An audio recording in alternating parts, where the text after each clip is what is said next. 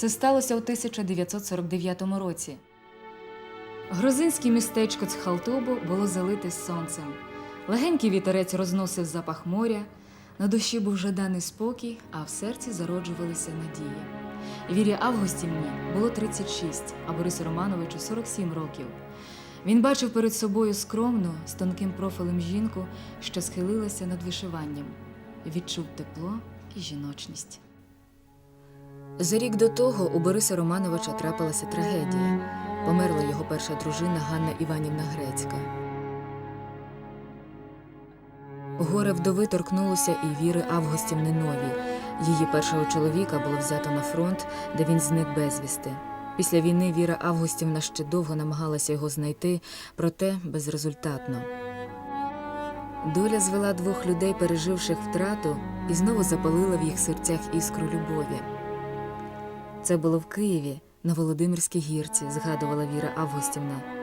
Борис Романович був не Мефістофелем, а Фаустом. Я прошу вашої руки. Не музикант я зовсім, і через те не варта вашої руки. З того часу і почалося їх спільне життя. Віра погодилася на шлюб лише через 5 років. Казала, що настільки сильно його любить, що не хоче завдати клопоту йому із розлученням, якщо він колись захоче піти. Остороги Віри Августівни не мали жодних підстав. Гмиря тільки сміявся і відповідав: «Якщо тільки ти не схочеш, то про мене мова не йтиме ніколи». Визнання таланту і голосу прийшло до Бориса Гмирі у кінці 30-х років, а в 39-му році він став лауреатом всесоюзного конкурсу вокалістів у Москві. Голос йому був дарований від Бога. Чути та бачити Бориса Романовича жадав увесь світ. Усюди вважали його голос ідеальним та зразковим для будь-якого басу. Але в Україні йому було незатишно. У 1941 році Гмиря опинився на окупованій території.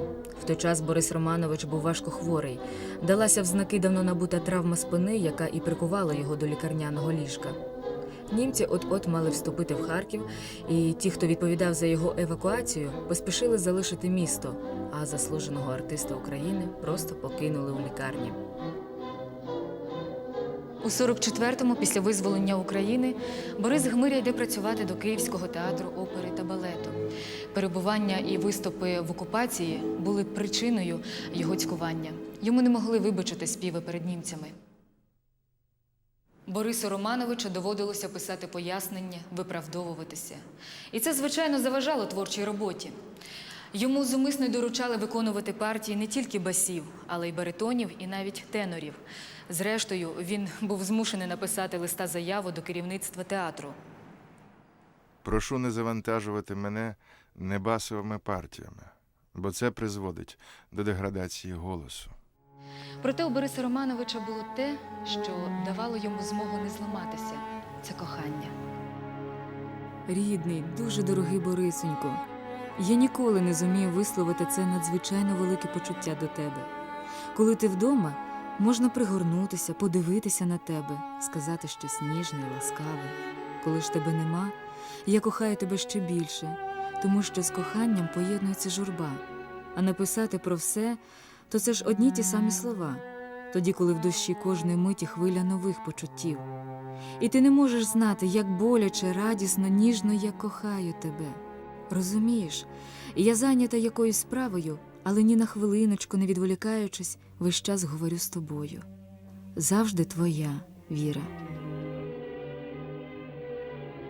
Зовні життя Бориса Гмирі начебто налагодилось, але тінь пліток і доносів продовжувала його переслідувати. 1951 року відбулася декада українського мистецтва у Москві.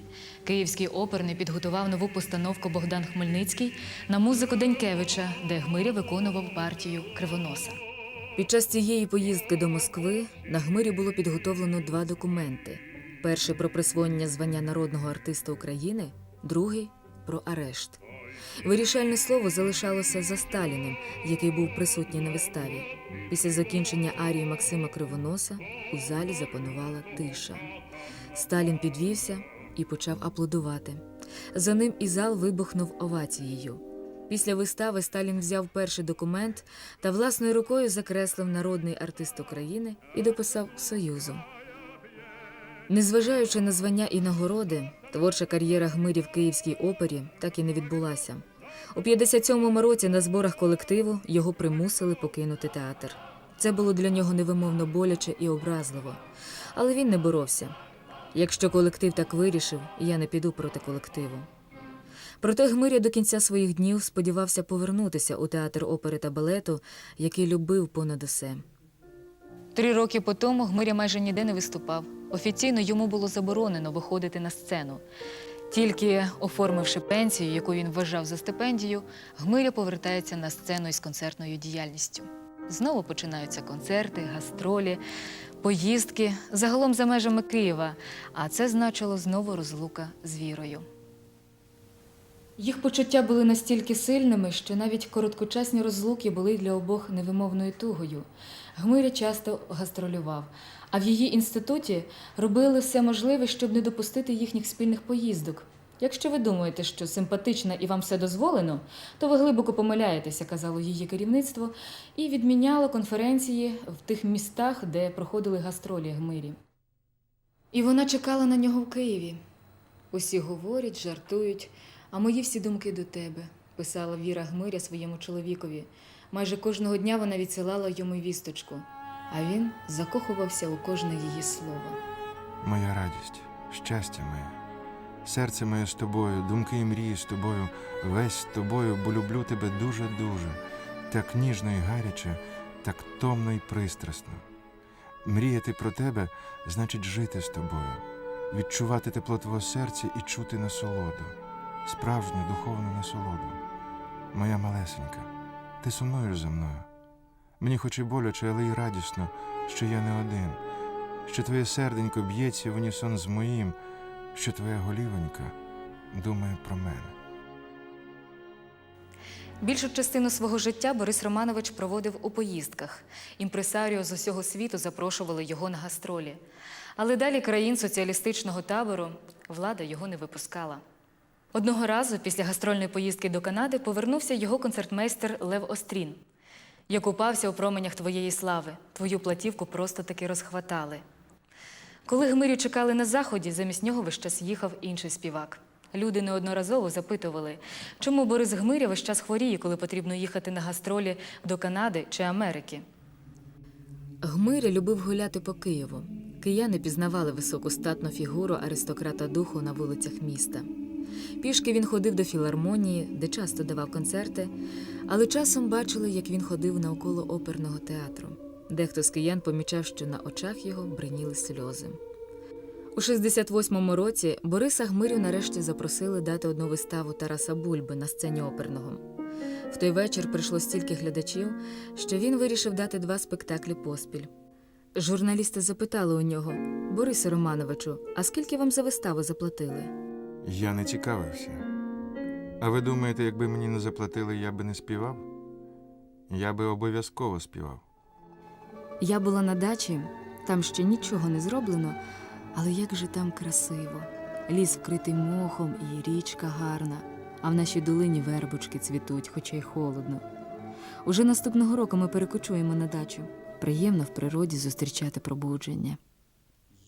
Борисенько, рідний, кохаю тебе більше життя, більше праці, більше зірок, більше весни, більше пісень твоїх. Кохаю тебе так міцно, що аж плакати хочеться. Господи, яка ж неймовірна сила кохання.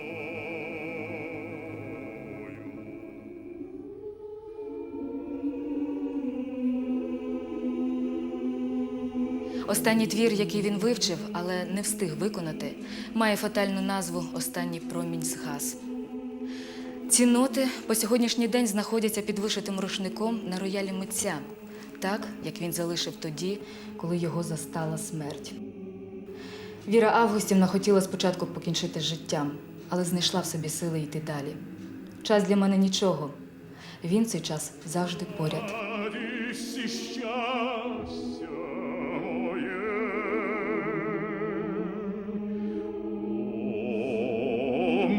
Моя люба немає.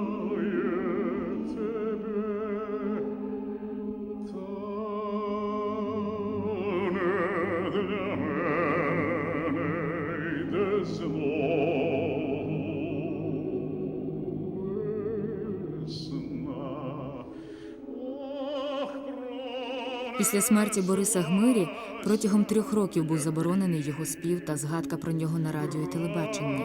Тільки Віра Августівна зберегла дух Гмирі для людей. Перед тим, як піти з життя, Віра Августівна залишила дивний заповіт поховати себе біля ніг коханого. Її племінниця Ганна Василівна Принц відмовляла її від цього бажання. Та коли настав останній час, з'ясувалося, що сперечатися з Вірою Августівною було даремно. Адже ще за життя вона зацементувала могилу Бориса Романовича і залишила тільки місце для своєї урночки з прахом біля ніг коханого.